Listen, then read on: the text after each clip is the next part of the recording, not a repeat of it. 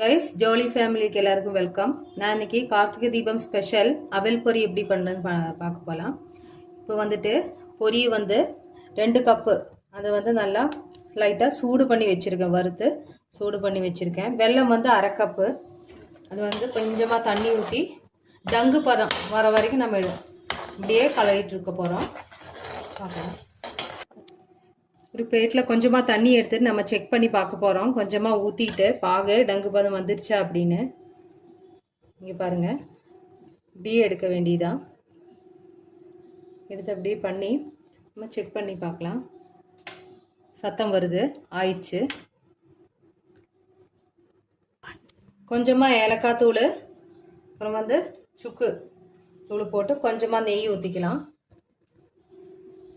அப்புறம் வந்து இந்த பாகு ரொம்ப கட்டியாகாமல் உருண்டை பிடிக்கிறதுக்காக நம்ம வந்து கொஞ்சமாக வந்து லெமன் ஜூஸு ஸ்க்யூஸ் பண்ணி லெமன் ஆட் பண்ணிக்கிறோம். இப்போ அடுப்பை சிம்மில் வச்சுட்டு லெமன் ஜூஸ் ஊற்றி வச்சு, அதனால் பாகு வந்து ரொம்ப கட்டியாகாமல் உருண்டை பிடிச்சிக்கலாம். இந்த சூடோடையே நம்ம இந்த அவிலை சூடு பண்ணி வச்ச அவல் பொரி வந்து சேர்த்து அப்படியே கலரி விடணும்.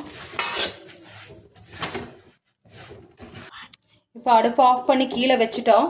சூடாகவே வந்து கொஞ்சமாக அரிசி மாவு தொட்டுட்டு அப்படியே சூடு கையில் சூடு தெரியாமல் இருக்க அப்படியே ஒரு கரண்டி வச்சு அப்படியே ஃபஸ்ட்டு வந்து சும்மா அப்படியே ஷேப் பண்ணி இந்த மாதிரி வச்சுக்கலாம். இந்த மாதிரி அப்புறமா வந்து நம்ம கொஞ்சம் அப்படியே ப்ரெஸ் பண்ணி நம்ம உருண்டை பிடிச்சிக்கலாம். சூடாக ஆறுறதுக்குள்ளே ஃபஸ்ட்டு நம்ம பிடிச்சி வச்சு அப்புறமா இந்த மாதிரி ஷேப்பு பண்ணி வச்சுக்கிறோம். பாருங்கள், கார்த்திகை தீபம் ஸ்பெஷல் அவல் பொரி ரெடி ஆயிடுச்சு. எல்லோரும் ட்ரை பண்ணி பாருங்கள். தேங்க்யூ.